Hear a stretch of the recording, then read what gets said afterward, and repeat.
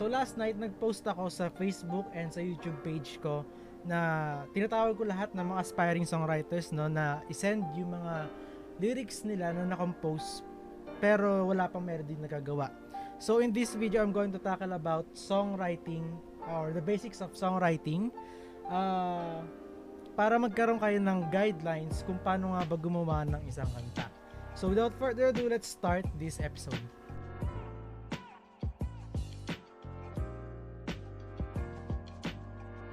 Welcome everyone sa Tutorial Tuesdays natin na kung saan in every Tuesday of the month gagawa tayo ng mga tutorials na very essential sa paglago nyo as a musician. So in this episode, we're going to talk about songwriting and thank you nga pala kay nila Aaron Charles, kay Angel at kay Cedric Music sa kanilang tatlo. Nag-send sila ng compositions nila na wala pa melody.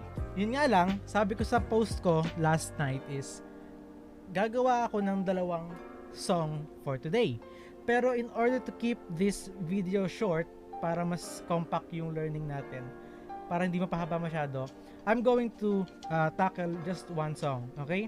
So ang naunang nag-send ng kanta is yung si Aaron Charles, and his song is entitled Ambition. So we're going to tackle that. Now, for Angel and kay Cedric _music, I'm going to premiere your music sa next episodes.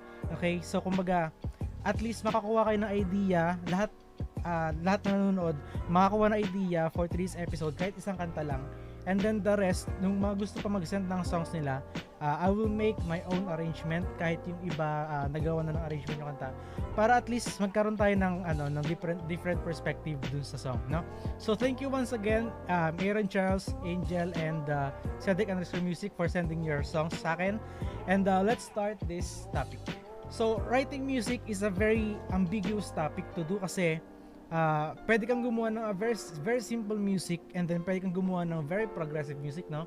So kumbaga, in order to write good music, kailangan mo magkaroon ng guidelines na maganda. Pero if you want to make a hit song, then maybe pwede mo na i-disregard lahat ng magandang guidelines na yan para mas mapaganda yung kanta mo. Kasi nowadays, yung mga hit music na piniplay sa radyo is just a bunch of minimalistic songs. Kasi yung attention span natin tao habang nagpo-progress yung panahon is parang umikli. Now, I wrote 7 guidelines in each aspect ng songwriting. So sa songwriting, meron tayong lyrics and music. So each of those has 7 guidelines na pwede nyo sundin para mas magkaroon kayo ng detailed guidelines para makagawa ng tugtog, no? So number 1 dun sa guidelines na ginawa ko about the lyrics is you have to think of a topic.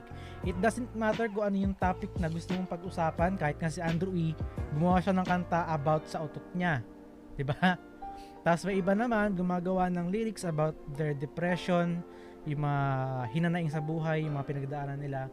And then others are just making music about their fame, their fortune, and other topics na may kinalaman sa personal life na isang musician. It doesn't matter, again, think of a topic that it doesn't matter kung ano yung gusto nyong ilabas na sa loobin sa music na gagawin nyo. Yung sinend ni Aaron Charles na song na Ambitious, the message goes like this: I don't want to lose you in my life, I just want me and you till the end, cause baby I don't want to lose you in my life, let's start it over again until it's not the end. It's entitled again Ambitious, and it's portraying about a love, a complicated love na ayaw mong bitawan. Number 2 is you have to plan the structure. Now, yung structure na binabanggit ko is ano yung magiging flow ng kanta.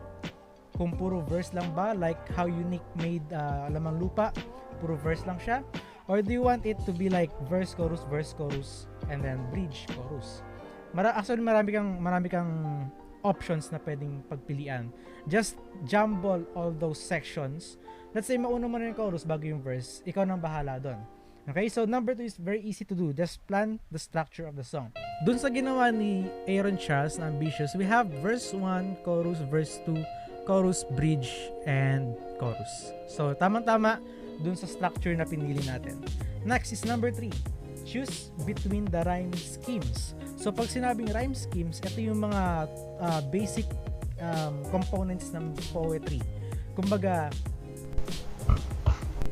kung gusto nyo ba magkaroon ng rhyming, yung last part ng mga what lines, or just make it freestyle na wala siyang pagkakatulad. Like, we have so many choices. We have A, A, B, B. Nagmamatch yung lines 1 and 2 and then 3 and 4.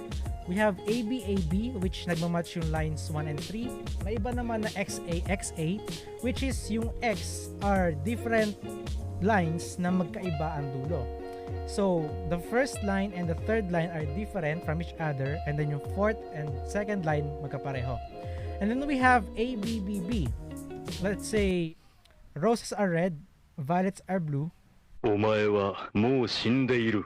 So, dun sa pinili kong kanta, Ambitious by Charles Aaron, ang ginawa niyang rhyme scheme is, I'm alone and I'm broken. Tears in my eyes define my soul. I'm lost finding myself. My world was gone since you left. So, ang nangyari is puro siya X, X, X, X. Kasi walang nagmatch dun sa final syllables ng bawat line. So, it doesn't matter, sabi ko ulit, it doesn't matter kung ano yung magiging rhyming scheme nung sections na gagawin nyo. Next is number 4, you have to plan the number of syllables per line. Now, let's go back dun sa kanta na pinili ko. I'm alone and I'm broken. Tears in my eyes define my soul. That's 8. I'm lost finding myself. That's 6. My world was gone since you left. That's 7. So, umbaga yung syllables nung first verse na ginawa ni Aaron Charles, naglalaro between 6 to 8 syllables per line. Which is not bad kasi hindi siya nagkakalayo sa isa't isa. Okay? Ang mahirap kasi kapag gumawa ka ng maikling line tapos yung susunod mahaba. Okay? You have to balance yung sections na gagawin mo. Number 5 is you have to narrate the verses and send the message dun sa chorus. Now, ganito yung blueprint na ginagawa palagi pag gumagawa ako ng kanta, no? Yung verses na section is always narrating. Kumbaga, dun mo sisimulan yung kwento. Sa verse 1, dun mo sisimulan yung kwento, and then sa verse 2, dun mo itutuloy yung kwento. Pero dun sa chorus, dun mo isasend yung pinaka-overall message ng kanta. Okay, so, again, the pattern of our, the structure of our song is verse 1, chorus, verse 2, chorus. So, story, message, continuation of story, and then the message again. Tapos yung bridge is the continuation of the message ng chorus, no? Kumbaga, i-amplify mo lang kung ano yung message na gusto mo i-portray sa chorus. Para intensity ng song, mas tumataas. Para pagpasok ng final chorus, yun yung pinaka-climax ng song. Any kind of modern music has this structure. Okay, so number 6 is the title should be found either at the beginning or end of the chorus. So in order for your song to be catchy, you have to put the title dun sa beginning ng line ng chorus or dun sa end ng chorus. Kumbaga, magkakaroon tayo ng sense ng the sense of being catchy dun sa kanta, no?